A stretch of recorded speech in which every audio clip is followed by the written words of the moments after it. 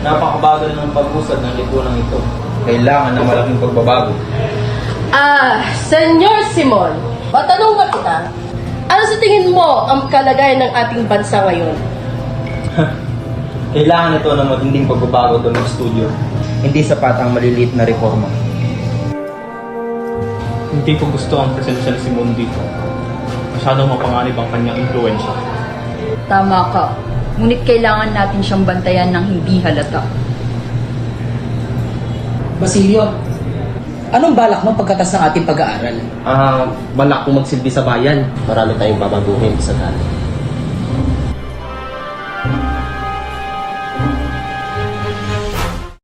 Hindi na makatarungan ang ginagawa sa atin ng mga praile. Mga lupa natin, pati din namin mga kabuhayan, lahat na, inangkin na nila. Anong gagawin natin ni Tay? Kailangan natin lumaban, anak. Hindi dapat tayo nagpapaapi ng ganito. Kailangan natin ng ibang armas at suporta mula sa ibang nayon. Ngunit paano natin ito gagawin na hindi tayo nahuhuli? Dapat mag-ingat tayo at maging din sa ating mga playo. Hindi dapat nila malaman ng ating mga hakbang.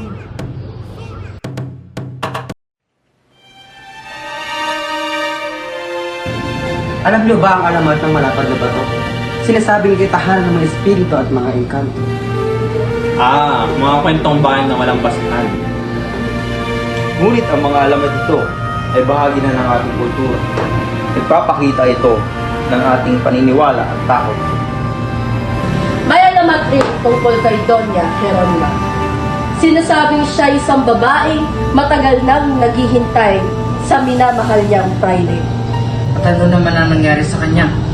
Siya'y nakatira sa isang yungin at nakilala siya roon. Isang kwentong pag-ibig at sakripisyo.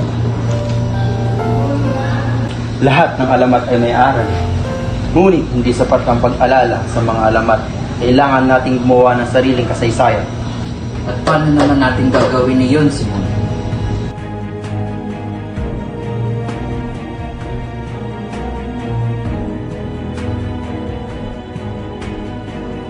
Malapit na ang panahon ng pagbabago. Kailangan lamang ng tamang pagkakataon.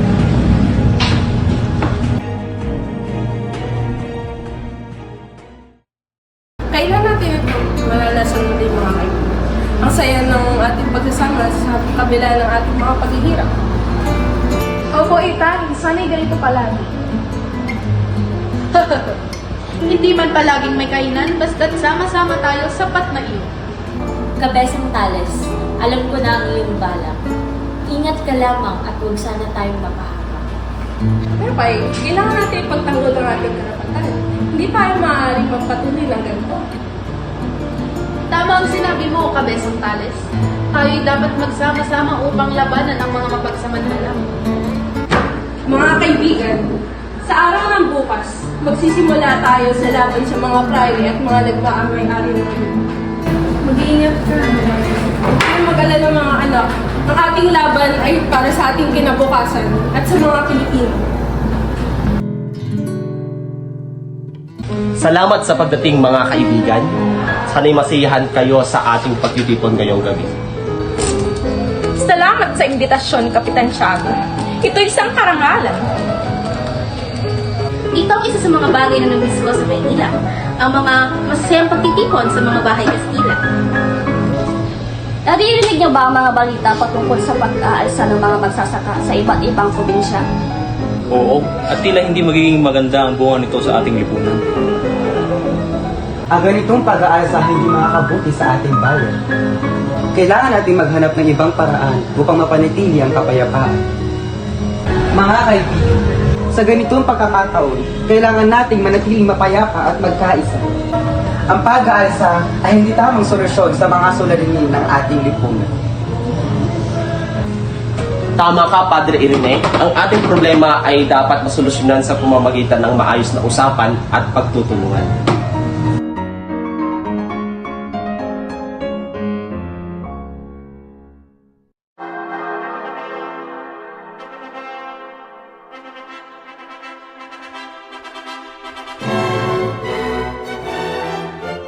Kagalang-galang na mga dumalo, tayo po ay nagtitipon-tipon upang pamantikan ang pag-iisang dibdib ni Isa Gani at Paulita sa harap ng ating Panginoon. Mahal kitang lubos, Paulita. Ito ang araw na pinapangarap ko ng matagal. At ako rin, Isa Gani. Mahal na mahal kita.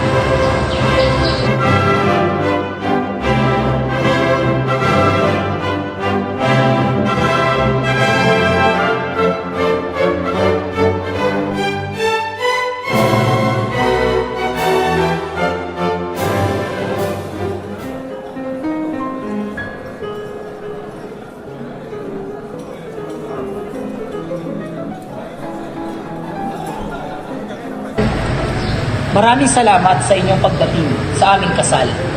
Ito ay napakasayang araw para sa amin. Opo, maraming salamat po sa inyong pagmamahal at support. Walang anuman.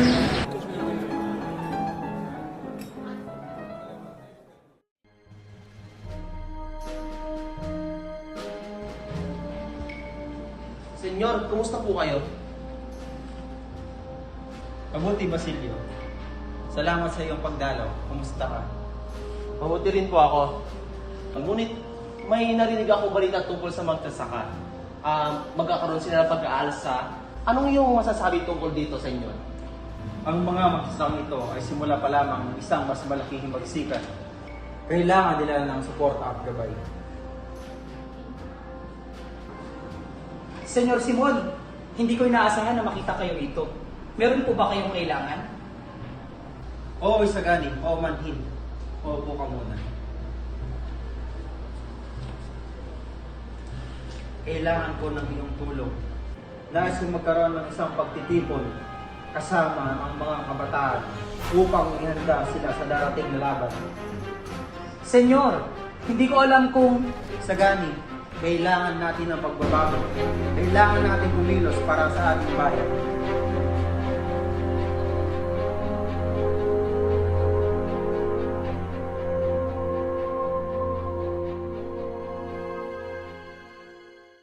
Salamat sa pagdalo sa aming munting handaan na may masiyahan kayo. Kamusta ka, Kapitan Tiago? Maraming salamat sa iyong imbitasyon. Maraming salamat din po. Napakasarap po ng pagkain. Maraming salamat po sa mainit na pagtanggap sa amin, Kapitan. Nakikinig ko ang mga balita tungkol sa hindi pagkakasunduan ng mga magsasaka at mga plano. Kailangan natin maging mas maingat sa mga susunod na pangyayari. Oo, Elias. May mga panahon na ang mga taong nangailangan ng tulong ay maaaring tumantong sa hakbang na hindi ka nais-nais. Kailangan nating maging handa. Sana'y magkaroon ng kapayapaan sa ating bayan. Ang mga laban at sigalot ay hindi magdudulot ng kagihinawaan para sa sino. Kapitan Tiago, hinihiling ko ang iyong pagtanggap sa munting handog na ito. Ito ay isang simbolo ng aking pagkahalang sa inyo sa inyong pagtitiwala. Salamat, Elias. Ano ang handog na ito? Ito ay isang espada. Hindi ito ordinaryong espada. Ito ay may malalim na kasaysayan at makapangyarihang simbolo ng kalayaan at katapangan. Maraming salamat, Elias. Ito ay isang napakagandang handog. Ito ay mahalagang regalo na dapat kong ingatan at pahalagahan. Salamat. Mga kasama, dumadami na ang ating bilang. Dumadami na rin ang paghihirap sa kamay ng mapagsamantala. Ngunit hindi dapat tayo sumuko. Kailangan natin pagpatuloy ang laban upang makamit na natin ang kalayaan. Tama ka, Placido. Hindi dapat tayo mag-atubiling lumaban. Ang ating mga karapatan at dignidad ay hindi dapat tapakan ng kahit sino man. Kasama mo kami sa laban, Placido. Handa kaming ibuwis ang aming mga buhay para sa kalayaan ng magsasaka. Placido, meron akong balita tungkol kay Basilio. Napagalaman kong siya ay nadawit na sa isang aksidente sa gubat. Kailangan natin mag-abot sa kanya ng tulong. Tunay nga, kailangan natin suportahan ang isa't isa. Magtungo tayo sa gubat upang alamin ang kalagayan ni Basilio. Hindi natin dapat pabayaan ang isa sa ating mga kasama sa laban.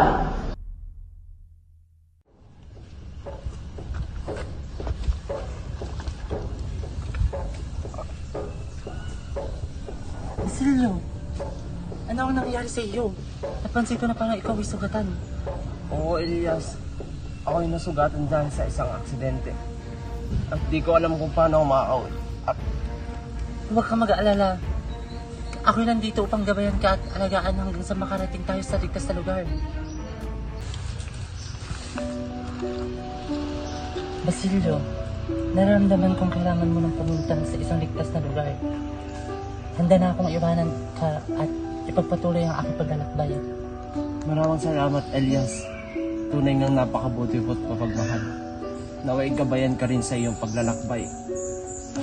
Huwag kang mag-alala. Sa akin, Basilio, ang mahalaga ay ang iyong kaligtasan at ang iyong kinabukasan. Mag-ingat ka palagi.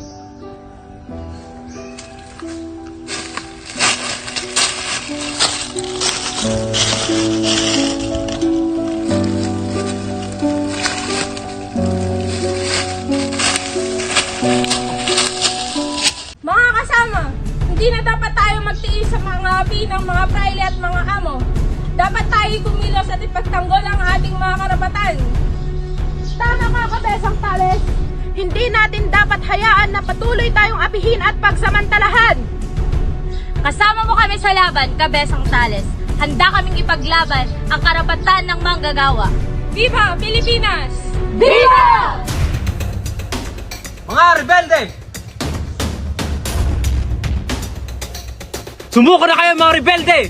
Hindi nyo kayang pamalaan! Hindi kami susuko! Ipaglalaban namin ang aming karapatan hanggang sa huling hininga! Sugat, mga kasama! Sugat! Isagani, kamusta ka na? Mayroon akong handog para sa'yo. Salamat, Paulita. Ngunit may iniisip ako.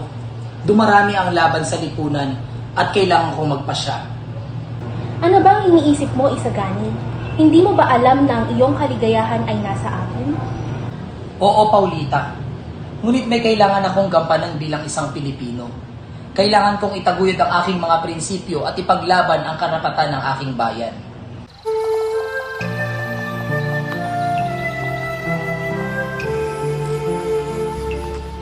Mga kasama, ang ating laban ay hindi pa tapos. Kailangan na natin pagpatuloy ang pag-aalsa laban sa mga mapagsamantala. Oo, Placido. Hindi tayo dapat tumigil hanggang sa makamit natin ang tunay na kalayaan sa ating bayan. Kasama mo kami sa laban, Placido. Hindi ka namin iiwan at ipaglalaban natin ang karapatan ng mga magsasaka hanggang sa huli.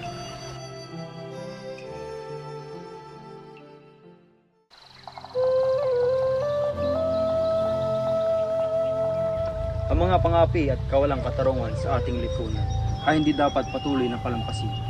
Kailangan natin magkaroon ng pagbabago at revolusyon. Oo, Simon. Hindi na dapat tayo maghintay pa. Ang pagbabago inaasam natin ay dapat mangyari. Tama kayo. Kailangan natin kumilos ngayon. Habang tayo ay may lakas at determinasyon, ang ating layunin ay pagbabago at katarungan para sa lahat ng Pilipino. Kasama mo kami sa laban, Simon. Handa kaming ibuwis ang aming buhay para sa pagbabago.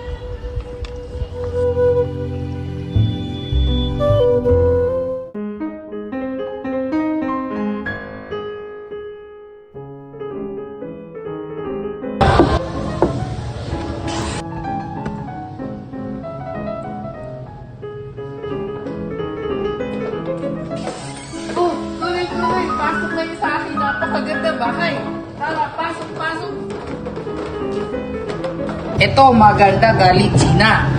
Tuktok mo yan. Tibay! Dahil sa mga inchik na iyan, kaya ako nalugi sa aking negosyo. Walang kwenta ang kanyang palamuti sa tahanan. Ito ay hindi nababagay sa kanya. Ito, ganda galit China to. Mabawasan ko ito kung papayag ka na itago ang aking mga armas na dumating. Huwag kang mag-alala. Ililipat ko kung mayroong pagkisiyasat na magaganap. Sige, papayag ako.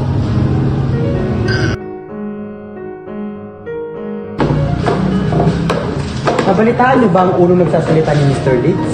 Oo naman, kung inyong gugustuhin ay maaari naman natin itong puntahan.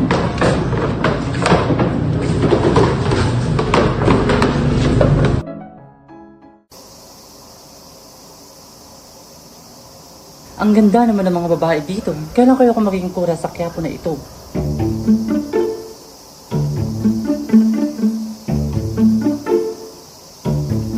Ang ganda naman ng babae ngayon.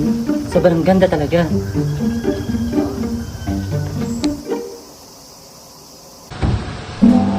Pumasok kayo sa tanghalan.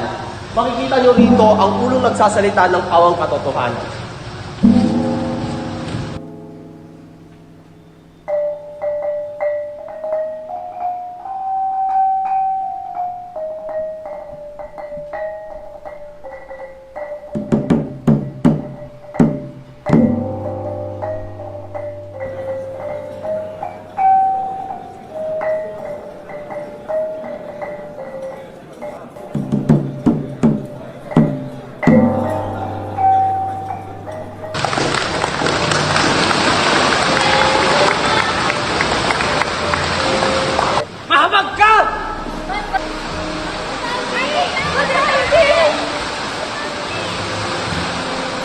Dapat ipagbangon ang tanghalang yan!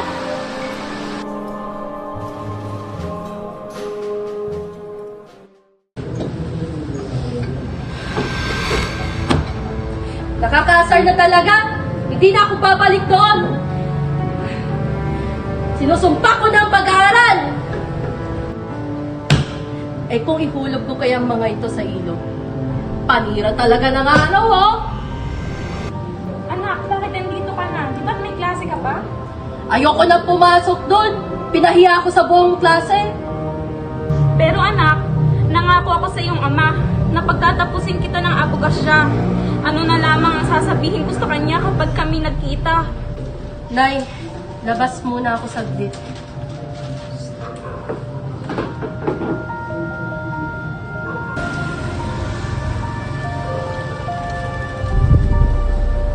Tatalon na lang ako sa dagat, manunulisan, bago bumalik sa pamantasan.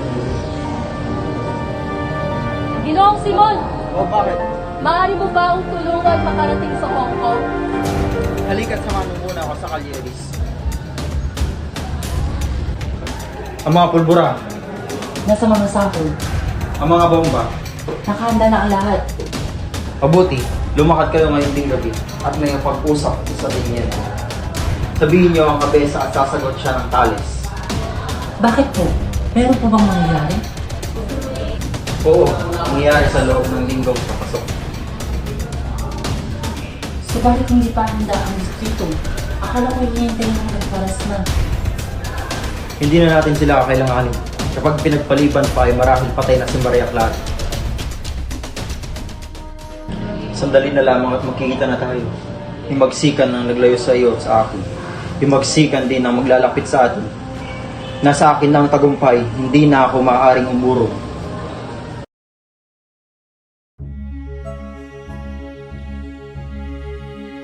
Ano nga ba yung nangyari sa pagpasya sa Akademya ng Wikang Kastila? Ang alam ko, si Don Custodio de Salazar y Sanchez y de Monterredondo ang magpapasya tungkol dito. Sino ba yun? Siya ay tinatawag na Buena Tinta. Naging isang nilalang siya na aktibo sa pamahalaan. Tumira pa nga siya ng panandalian sa Europa upang magpagamot. Pero dahil sa hindi siya napapansin doon, gaya ng atensyon na mayroon siya rito sa ating bansa, ay mas pinili niyang umuwi na lamang. Tara na.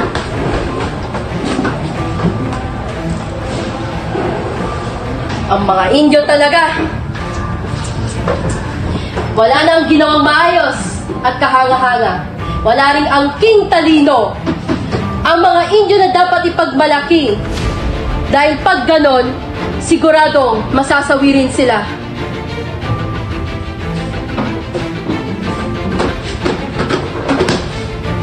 Huwag na natin pagdamitin ng mga bilanggo.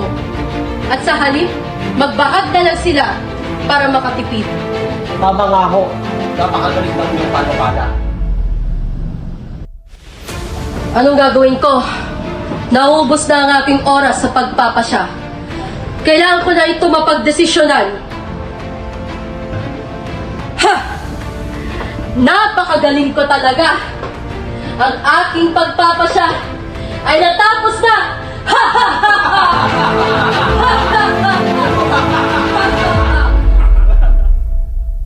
Kirami namang mga tao dito.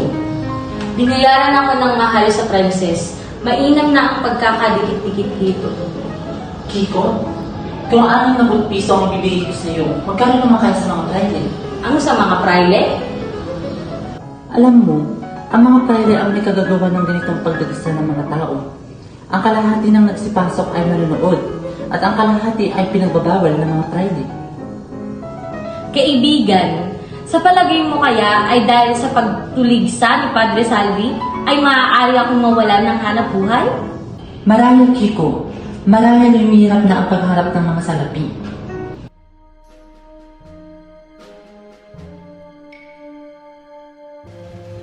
Ang hudyat ay isang puto. Huwag kayong mabahala. Ang general ay may utos niya. Ngunit huwag niyong ipagsasabi. Kapag sinunod niyo ang aking utos, matataasan kayo ng tungkulin. Hindi ba kayo papasok? Hindi kami umabot sa ticket. Mabuti may palko kami. Hindi dalaga si Basilio. Lina kayo.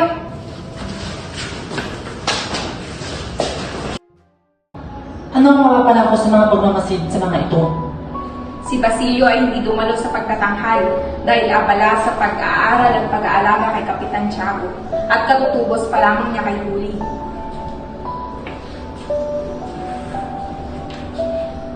Ano ang lagay ng mesa? Halos hindi tumibok ang pulso. Walang ganang kumain. Pinagpapawisan siya ng malamig kung madaling araw. Talamak ang lason sa katawan. Maaring bukas ay mamatay na siya na parang tinamaan ng lintik. Gaya ng Pilipinas. Ang lalim nagpapahina sa kanya ay panaginip. Ang pagkatakot. Tulad ng pagmamahal, Basilio. Pakinggan mo ako sapagkat mahalaga ang bawat sandali. Sa loob ng isang oras ay sisiklab na ang himagsikan sa pamamagitan ng hudyat ko. Bukas ay wala na ang pag-aaral. Ang pamantasan ay wala na rin.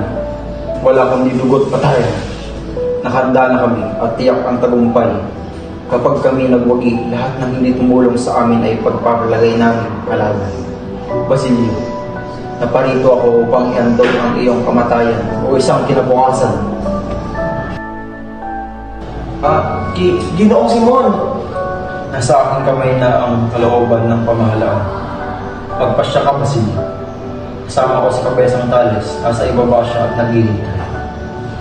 Pinamumunuan ko ang imagsikang ito, sapagkat ibig kong iguo ang Santa Clara at ikaw ang mamumuno rito upang kunin sa kumbento si Maria Clara. Si Maria Clara? Oo, si Maria Clara. Nais kong iligtas siya.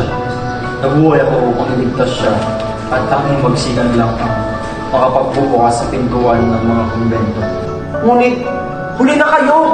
Nahuli na kayo! At bakit? Sabagkat si Maria Clara ay patay na. Pasinungalingan! Totoong sinasabi ko, Ginoong Simon. Patay na si Maria Clara. Hindi totoo yan! Buhay pa si Maria Clara. Kailangan mabuhay si Maria Clara. Maduduwag ka lang dahil mo sinabi yan. Hindi siya patay at ngayon gabi ililitas ko siya. O bukas ay mamamatay ka! Ngunit, ito ang lihim ni Padre Irene.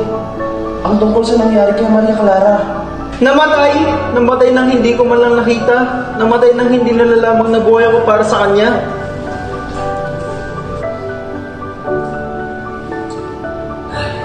Kaawa-awang lalaki. Luwalhati nawa kay Custodio dahil sa kanyang katalinuhan at mabuting kalooban. Narito si Isagani. Si Basilio sana ang inanyayahan natin sa halip na si Juanito. Sana'y nalasing natin siya upang magsabi ng ilang lihim. Mahahalagang lihim. Mga Ginoo, ihandog natin kay Don Custodio ang mga buto ng manok sa pansit, lanlang, ang lumpyong inchik sa lamay baboy ay patungkol kay Padre Irene. Ang tortang alimangoy ipatungkol sa praile at mga ikaapat na ulam na pansit gisado ay patungkol sa pamahalaan at bayan. Ipatungkol! Tutol ako! Magtalo pa ni Kakadeo. Talumpati na lamang ang natutuhan ko sa eskwela. Hindi maaaring manggaya ng ganoon. Kung walang praile at walang indio sa Pilipinas, ano ang mangyayari sa kahabag-habag na pamahalaang mapapasa kamay ng mga inchik? Kakain ang tortang alimango. Dalo! Unahan mo lang tayo!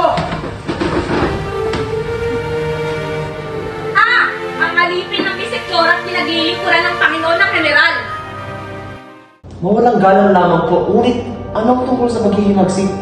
Tuklasan? Di naman namin ang nasa ko. Sino-sino ang mga nasangkot? Mauna na po ako. May pupuntahan kami. Nagpunta ka ba sa hapunan kagabi? Masama ang naging ni Kapitan Tiago kaya di siya nakarating sa piging. Mabuti kung hindi ka pumunta roon. Ngunit, kasapi ka ba sa mga samahan ng mga mag-aaral? Ako po ay nag-ambag. Umuwi ka at sunugin ang mga kasulatang nasa iyo. Sige noong Simon po kaya. Walang alam si Simon sa nangyari. Sinugatan siya ng isang taong di kilala at ngayon ay nakahiga. Batid kong nag-aamoy bangkay na si Kapitan Tiago, dinadalaw na siya ng mga buwitre. Tayong mga kasabi mabibilanggo. Hindi ka panipaniwalang ngayon lang nangyari ang mga kabataan ay nabilanggo sa ngalan ng kalayaan. Ngunit, sino bang hangalang sumulat ng mga paskin? Wala tayong pakialam doon. Hindi natin tungkulin na magsiyasat kung saan may mapanganib. Dapat tayo ay pumaroon dahil nandun ang karangalan. Mabuting nagpapakilala ng pananagutan ninyo ang magiging bunga ng inyong ginawa. Hindi ko kayo sinisisi. Malaya mong masasabi kung ano ang palagay mo sa mga Dominikano. Kayong taon lamang kayo nakapag-aral sa amin at marahil hindi kayo tatanggapin muli. Kung sa bagay, nakatanggi ka sa iba. Ngunit kung totoo ang iyong sinabi, dapat ay pinagpigil na kita. Nagpapasalamat ako sa iyo. Hindi ako nakikipagtalo kung nagtatanggi ako o hindi. Tinatanggap ko ang iyong palagay. Sana'y ganoon din kayo sa akin. Hinihiling ko sa aking guro, ibahin na lang ang usapan. Huwag din niyong ipalagay na ako ang inyong guro. Ako isang private at kayo isang Pilipino. Ngayon, ano ang hangad sa amin ng mga mag-aaral na Pilipino? Tuparin niyo ang inyong mga tungkulin. Hindi ba namin tinupad ang aming tungkulin? Ano ang tungkulin ang inaatang ninyo sa amin? Tungkulin ninyong pagbutihin ng mga batang binhi. Akayin ng mga ito sa landas ng kaligayahan at lumikha ng isang bayang marangal, malusog, matalino, mabait at matapat. Ngayon, ako naman ang magtatanong. Oo, tinupad namin. Sigurado ka? Sa halip na isa katuparan ng mga praile na mamahala, ang dapat nilang gawin sa pagpapaaral sa mga kabataan ay hinahadlangan nila ito at sinusupi ng mga hangarin nilang matuto. Ang itinuturo nyo ay luma at lipas na sa karunungan. Iyan masyadong mabibigat na paratang. Hindi po. Ang tinatalakay ko pa rin ay ang suliranin ng mga mag-aaral. Ang mga praile, kayo'y hindi ko ibinibilang sa mga praile na kaanib sa lahat ng orden na hindi kami dapat matuto sapagkat balang araw ay maghahangad kaming lumaya. Ang pagtatanggi ng mga praile na kaming matuto ay isang sanhi ng hindi namin kasiyahang loob. Ang karunungan ay binibigay lamang sa mga dapat magtamo nito at di sa mga taong walang mabuting puso at mabuting asal. Bakit po may masama at di mabuting asal? Maaaring nakuha sa lipi o kaya mahinang uri ang sangkap na gamit.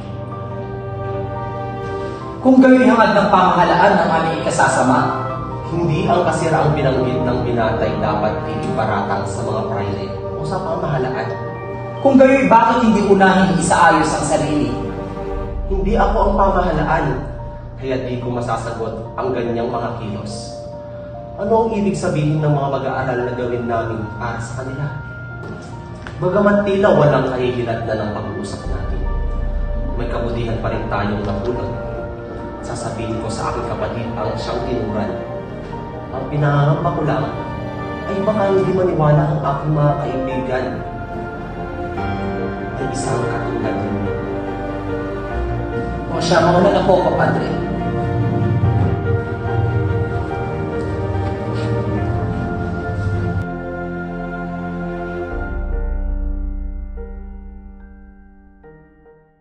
Kung hindi ako dumating at nagsabing magpakahinahon ay dumarap na sana ang dugo ngayon. Ang mapupusok na pangkat ay walang napala sa general. Nanghihinayang sila at wala rin si Simon. Kung hindi sana nagkasakit si Simon. Hindi Hindi ko na kaya. Lalo pat nang takipin si Basilio at halugugin ang mahalagang aklat at aking papel. Ay, hindi ko na kaya. Kapitan Tiago, gumising ka! Kapitan!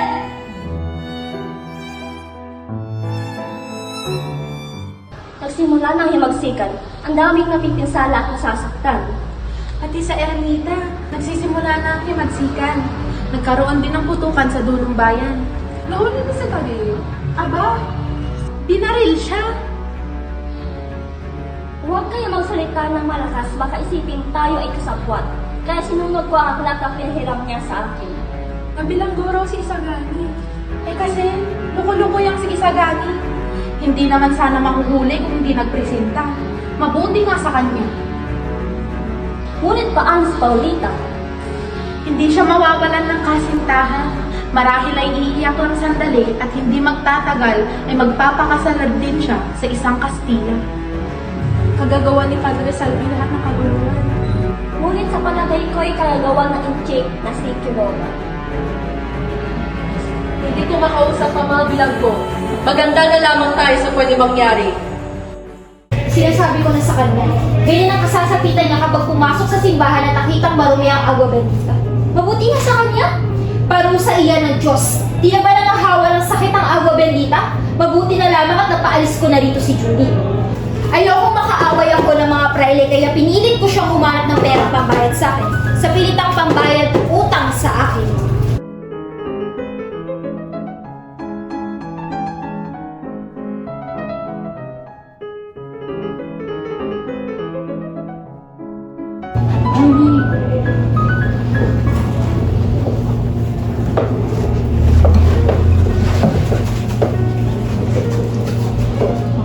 Ano ho? Kaawa-awang Basilio. Wala akong magawa sa kinahihinapan niya ngayon. Isama pang namatay na pala si Kapitan Tiago. Walang mangyayaring himala kung iiyak ka lamang, Julie. Ngunit iisang paraan lang ang alam ko. Kahit kanina tayo humingi ng tulong, kay Padre Camora pa rin ako itinutulong namin. E di subukan na natin. Hindi ka naman siguro pagnanasahan nun. Sasamahan kita. Ngunit natatakot po ako. Hindi kaya ng aking budi ang kapalit na hinihingi ni Padre Camora. E di hahayaan mo na lamang na mamatay ng tuluyan si Basilio. Nasa huli ang pagsisisi, Julie. Halika na po.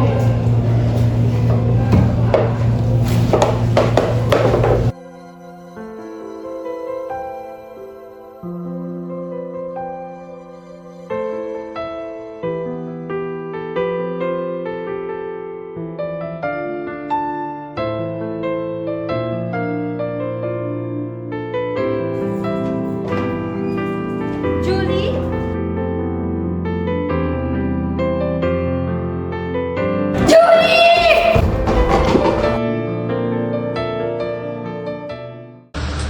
Si Padre Camora ay nilisan ng lugar at nagtungo sa Maynila. Tungkol sa mga bilanggo, ang unang nakalaya ay si Macaraig at ang huli ay si Isagani. Tanging si Basilio lamang ang hindi nakalaya. Patawarin niyo ho ako sa aking sasabihin. Ang binatang si Basilio, ayon sa sabi ay isa sa akin, ay nag-aaral ng medisina. At ang lahat ng guro niya ay pumupuro sa kanya kung hindi siya palalayain. Masasaya ang lahat sapagkat sa taong ito, siya ay magtatapos sa kanyang pag-aaral ng medisina. Sa palagay ko mga kaputi ko, patuloy siyang matinig. Ngunit ang tingin ko'y walang kinalaman ang batang iyon sa lahat.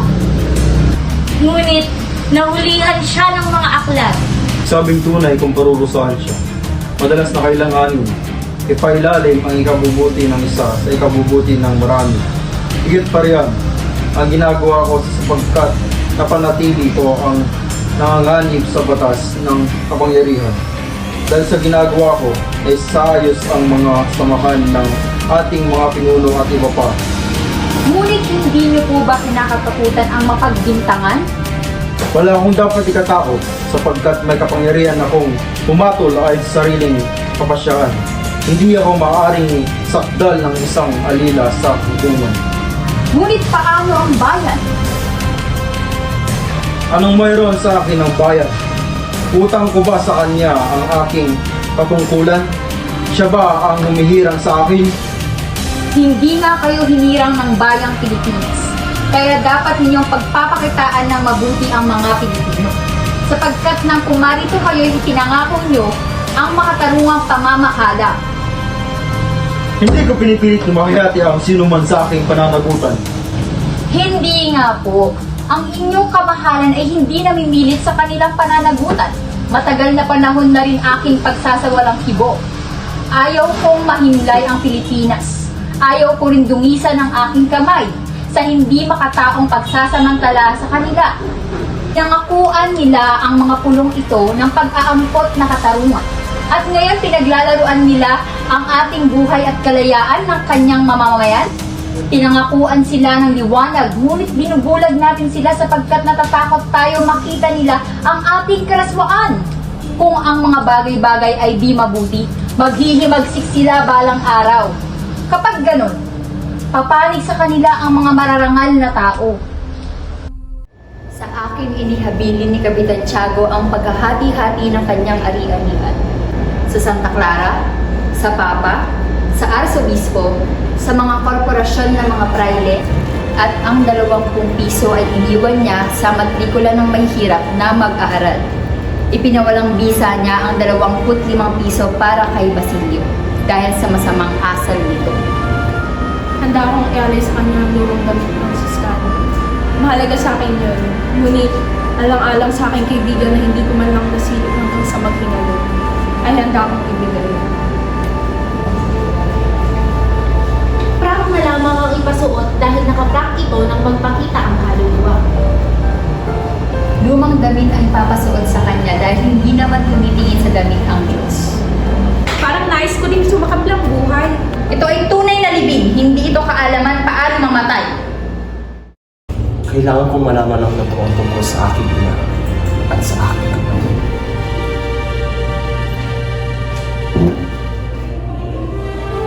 Elias, marahil ikaw ang magsasabi sa akin ng katotohanan. Basilio, ikaw nga ang hinahanap ko.